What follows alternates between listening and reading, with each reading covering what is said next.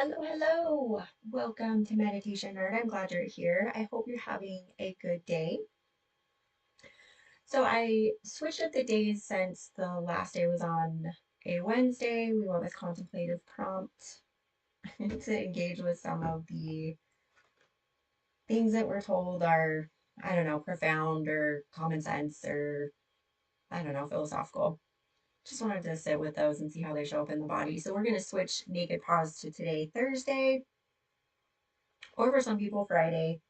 Um, And now that it's after holidays, we've had some time to see how our practice showed up during busy seasons, stressful situations, that type of thing. We can sit with it for a little bit and see where it showed up really strong, other areas where we feel like it didn't show up, or areas we feel need to be let go of, what needs to be strengthened, and then we can move forward from there.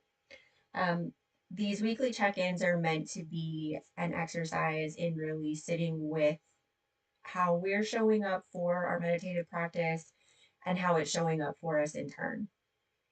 That way, it's more of an organic relationship. It's much more of an engaging, um, lived experience, right? Because for me, that's what meditation is. It's an organic lived experience. It's not just something that I do once a day. It's, expressed throughout moment to moment and week to week, that type of thing.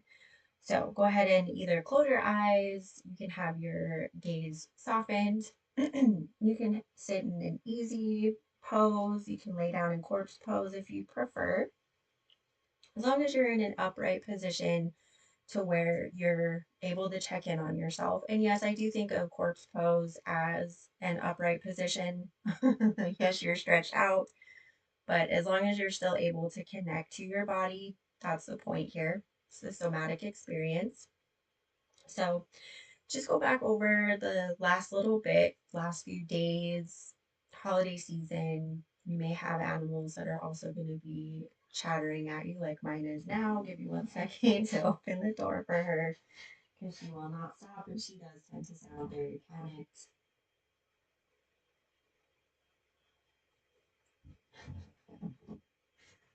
Yes, my love, I moved the box so you can't get into it. Okay. And then I just want you to notice, sorry about the squeaking of my chair. I just want you to notice how the last week or so felt within your body. And you can focus on either the heavy aspects, the elevating aspects. You can focus on aspects that maybe you feel didn't show up as strongly as you wanted. Just notice how that shows up in your body.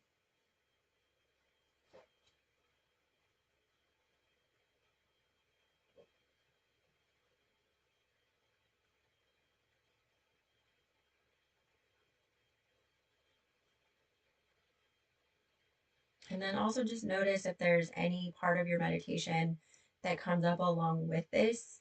That may be an association where, depending on what you're focusing on, it could be strengthened, it could be released, or it's very elevating and it's very strong for you.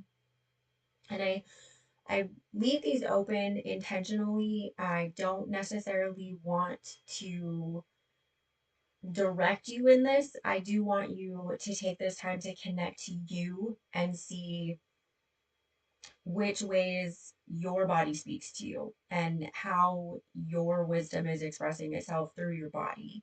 So I do tend to keep this a little bit more wide open just for that purpose because we're all, well, I shouldn't say we all. I grew up in a very not strict, but the environment I was in was very much it's this. Everything was, contextualized according to someone else.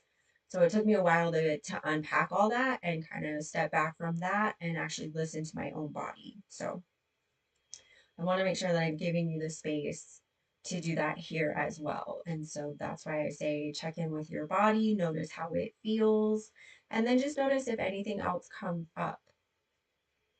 Like I say, if there's maybe you're thinking about maybe more heavy aspects and there's something that comes up with the meditative practice, you can sit with that for a moment and go, okay, so if this feels heavy, start thinking about your meditative practice with that particular image or thought that comes up and see if maybe that's weighing your meditative practice down.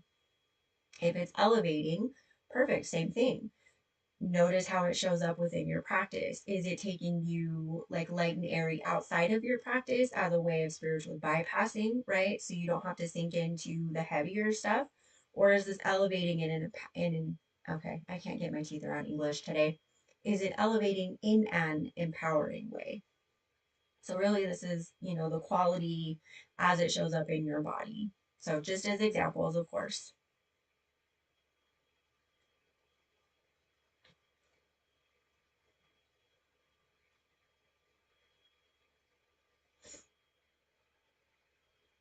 And if you drift off, it's okay. Just use your breath to bring you back, or use the sound of a bell, maybe bright flashes of color, and just gently bring yourself back. Check back in with, again, just going over the last week or so, noticing again where your practice showed up. And if you find yourself going, well, I wish I would have practiced harder here, or I didn't have enough time here, or things like that, instead of beating yourself up for not meditating enough or deeply enough or enough time or anything like that, maybe ask yourself if, okay, is this more of me seeing ways that I'm not showing up for myself overall? Or, okay, is this maybe a way that I could show myself more compassion and put myself first more often? That type of thing. So just not bypassing, it's more of, okay, asking a more empowering question.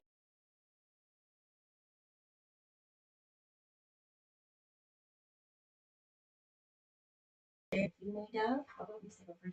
There you go. Relax. Lay down, relax. It's bedtime for you. I say. Okay. Now where was I? I completely lost my train.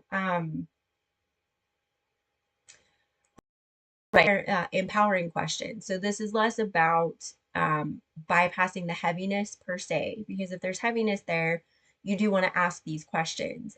Just ask it in a way that's not abusing yourself further. Because saying to yourself, well, I should have done this, and we start shooting all over ourselves, right? I should have been here more present. I should have been here more grounded at, that type of thing.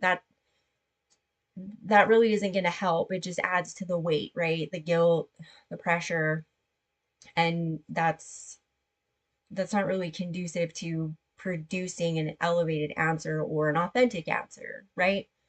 So just this is more a way of, okay, how can I speak to myself with more love and kindness and respect, right? Because if you think about it, if a loved one or a friend came to you and was saying, oh, I wish I had done this better, or I kind of wish I had said this or something like that, you wouldn't just immediately go to something like, oh, well, you should have done this, or you should have been more present here, right? You would speak to them with love, respect, and kindness. So this is a way that we're doing that for ourselves, also in reflection or in regards to our meditative practice. That way it does continue to grow organically based on what we need, based on loving kindness, respect for ourselves, prioritizing ourselves. And feel free to check me on this if other people haven't really had this experience. I didn't really have a whole lot of experience of putting myself first. So that took a lot of work for me to first of all acknowledge and then to actively pursue.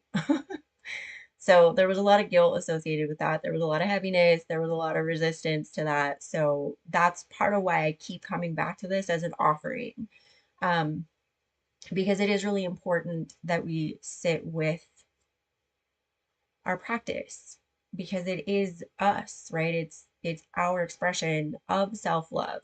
And sometimes that takes a little bit of sorting through. It takes a little bit of feeling that relationship out and allowing for old habits, old patterns to be acknowledged and released. So that's why I keep offering this.